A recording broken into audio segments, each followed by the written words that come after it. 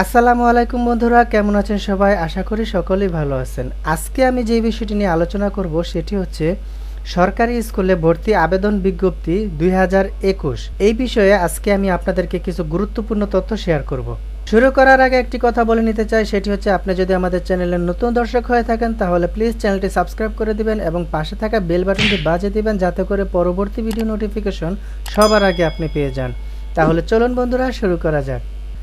সরকারি স্কুলে ভর্তি আবেদন নোটিশ gsa.teletalk.com.bd এই ওয়েবসাইটটিতে প্রকাশ করা হবে।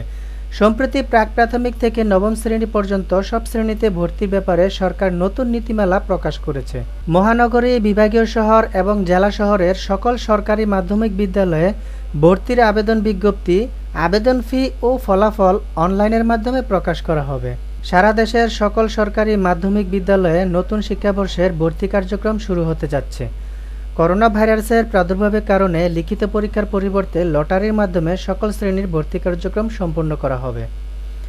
প্রতি বছর শুধুমাত্র প্রথম শ্রেণীর ভর্তি লটারির মাধ্যমে হলেও কোভিড-19 জনিত কারণে 2021 সালে সকল শ্রেণীর বাছাই প্রক্রিয়া হবে লটারির মাধ্যমে।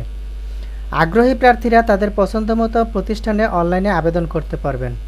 লটারি প্রক্রিয়াটি সম্পূর্ণ করবে ভর্তি কমিটির সদস্যগণ। প্রার্থী বাছাই শেষে সরকারি স্কুলে ভর্তি ফলাফল অনলাইনে প্রকাশ করা হবে। ডিসেম্বর মাসের যে কোনো সময় সরকারি স্কুলে ভর্তি বিজ্ঞপ্তি 2021 প্রকাশ করা হবে। এখন আমরা দেখব যে সাইটটিতে বিজ্ঞপ্তি প্রকাশ করার কথা বলা হয়েছে এবং অনলাইনে আবেদন করার কথা বলা হয়েছে, সেই সাইটটিতে আমরা এখন প্রবেশ করে দেখব।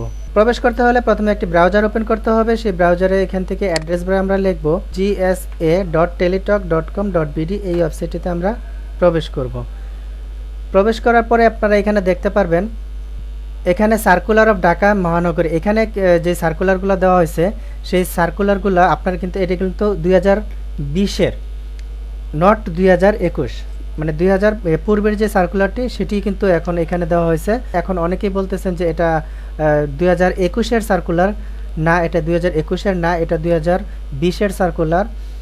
এখানে কি কি তথ্য থাকবে যারা আবেদন করবেন তাদের জন্য একটু আগে থেকে যেন ধারণা নিতে পারেন, সেজন্য এই সার্কুলারটা দেওয়া হয়েছে।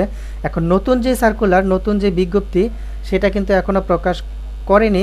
যখনই এই সাইটটিতে নতুন বিজ্ঞপ্তি প্রকাশ করা হবে এই সাইটটিতে আপনারা পাবেন, অথবা আমরাও নতুন কোনো ভিডিও দেওয়ার চেষ্টা করব যখনই আপনার এই বিজ্ঞপ্তিটি ছাড়া হবে। তাই চ্যানেলটি সাবস্ক্রাইব করে এখনই বেল বাটনটি বাজিয়ে দিন যাতে করে পরবর্তী নতুন কোনো ভিডিও যখনই আমি ছাড়ব তখনই সাথে সাথে যেন নোটিফিকেশন আকারে যেন পেয়ে যান। তা আমরা যদি এখানে স্টুডেন্ট অ্যাপ্লিকেশন ফর্মে যদি ক্লিক করি, যেটা দিয়ে আমরা ফর্মটা ফিল আপ করবো, মানে আবেদন করব, স্টুডেন্ট অ্যাপ্লিকেশন ফর্ম, এখানে ক্লিক করে যদি আমরা দেখি এখনও কিন্তু এটা কিন্তু ওপেন হয় নাই। এই সাইটটি কিন্তু এখনও কিন্তু ওপেন হয় না। Application is not open yet, please come back later. এখানে আমাদের পরে আবার ট্রাই করতে বলছে। এখনও কিন্তু এই সাইটটি কিন্তু ওপেন করা হয় নাই, তাই আমাদের অপেক্ষা করতে হবে নতুন বিজ্ঞপ্তি এবং নতুন আবেদনের যে সময়টা সেই সময় পর্যন্ত আমাদের কিন্তু অপেক্ষা করতে হবে। তাহলে কিন্তু আমরা এই আবেদনটি করতে পারবো এবং নতুন বিজ্ঞপ্তিটিও দেখতে পারবো। তো আসুন এখন আমরা দেখে নিই যে কিভাবে আপনারা আবেদন করবেন। আবেদনের কিছু নিয়মগুলো আমি আপনাদের মাঝে একটু শেয়ার করি। সরকারি স্কুলে অনলাইনে ভর্তি আবেদন প্রক্রিয়া। তো এই আবেদনের ভর্তি প্রক্রিয়া এটি কিন্তু 2020-এর আবেদন প্রক্রিয়া। এখানে 2021-এর যে আবেদন প্রক্রিয়াটি এটি কিন্তু একটু পরিবর্তন আসতে পারে। তো আসুন এখন আবেদনের প্রক্রিয়াটি আমরা একটু দেখে নিই। সকল আগ্রহী প্রার্থীকে মাধ্যমিক ভর্তি ওয়েবসাইট gsa.teletalk.com.bd এই ওয়েবসাইটের মাধ্যমে আবেদন করতে হবে। আবেদনের বিস্তারিত নিয়মাবলী নিচে আমি কিছু ধারণা দিচ্ছি। সেটা হচ্ছে 1 নাম্বার, gsa.teletalk.com.bd এই ওয়েবসাইটটিতে ব্রাউজ করে আবেদনপত্র পূরণ ও সাবমিট করতে পারবেন। অনলাইনে আবেদনের নির্দেশনা মতে প্রার্থী তার সকল তথ্য পূরণ করবেন। যে সকল প্রার্থী বিভিন্ন কোটায় আবেদন করবেন তাদের কোটায় বিষয়টি উল্লেখ করতে হবে, অন্যথায় কোটা বিবেচনা করা সম্ভব হবে না। নাম্বার 3, অনলাইনে আবেদনপত্রে প্রার্থী তার রঙিন ছবি 300x300 পিক্সেল স্ক্যান করে জেপিজি ফরম্যাটে নির্ধারিত স্থানে আপলোড করতে হবে। নাম্বার 4, অনলাইনে আবেদনপত্র অ্যাপ্লিকেশন ফর্ম যথাযথ পূরণ করে নির্দেশনা মতে আবেদনপত্র সাবমিট করা সম্পন্ন হলে কম্পিউটারে ছবিসহ অ্যাপ্লিকেশন প্রিভিউ দেখা যাবে। নির্ভুলভাবে আবেদনপত্র সাবমিট করা সম্পূর্ণ হলে প্রার্থী একটি ইউজার আইডি সহ ছবিযুক্ত অ্যাপ্লিকেশন কপি পাবেন। নাম্বার 5, প্রার্থী অনলাইনে পূরণকৃত আবেদনপত্রে একটি প্রিন্ট কপি অথবা ডাউনলোড কপি পরীক্ষা সংক্রান্ত যে কোনো প্রয়োজনের সহায়ক হিসাবে সংরক্ষণ করবেন। নাম্বার 6, অনলাইনে আবেদনপত্রে সরবরাহকৃত তথ্যই যেহেতু পরবর্তী সকল কার্যক্রম ব্যবহার হবে, সেহেতু আবেদন করার পূর্বেই সরবরাহকৃত সকল তথ্যের সঠিকতা সম্পর্কে প্রার্থী নিজে শতভাগ নিশ্চিত হবেন। অর্থাৎ আপনি যে আবেদন করবেন, যে তথ্যগুলো দিবেন, পরবর্তীতে কিন্তু এই তথ্যের উপরই আপনার শতভাগ কার্যকর হবে। সুতরাং আবেদন করার সময় অবশ্যই সঠিক যে তথ্যটা আছে সেটাই দেওয়ার চেষ্টা করবেন।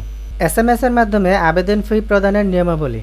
আপনি যে অ্যাপ্লিকেশনটা করেছেন সেই অ্যাপ্লিকেশনে কিন্তু একটি ইউজার আইডি দেওয়া হয়েছে। সেই ইউজার আইডি ব্যবহার করে আপনার টেলিটক প্রিপেড সিম মোবাইল নাম্বার হতে 2টি এসএমএস করে আবেদন ফি বাবদ 170 টাকা অনধিক 48 ঘন্টার মধ্যে জমা দিতে হবে।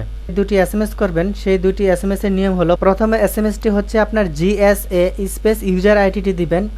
আপনার আবেদনে যে ইউজার আইডিটি থাকবে সেই ইউজার আইডিটি দিবেন। তারপরে আপনি সেন্ড করতে হবে 16222 এই নম্বরে। তারপর ফিরতি এসএমএসে একটি পিন নাম্বার দেওয়া হবে। সেই পিন নাম্বারটি আপনার পরবর্তী যে এসএমএসটি করবেন, দ্বিতীয় এসএমএস, সেটিও আপনার প্রথমে লিখবেন জিএসএ, তারপরে স্পেস ইয়েস লিখবেন, ওয়াইইএস, তারপরে স্পেস দিয়ে আপনার পিন নাম্বারটি লিখে তারপর আবার সেন্ড করতে হবে 16222 এই নম্বরে। সফলভাবে আবেদন ও আবেদন ফি প্রদান সম্পূর্ণ হলে দ্বিতীয় এসএমএসে প্রাপ্ত ইউজার আইডি এবং পাসওয়ার্ড ব্যবহার করে পুনরায় একই ওয়েবসাইট হতে প্রবেশপত্র সংগ্রহ করতে হবে। শিক্ষার্থীকে এই প্রবেশপত্রটি ভর্তির জন্য অবশ্যই প্রদর্শন করতে হবে।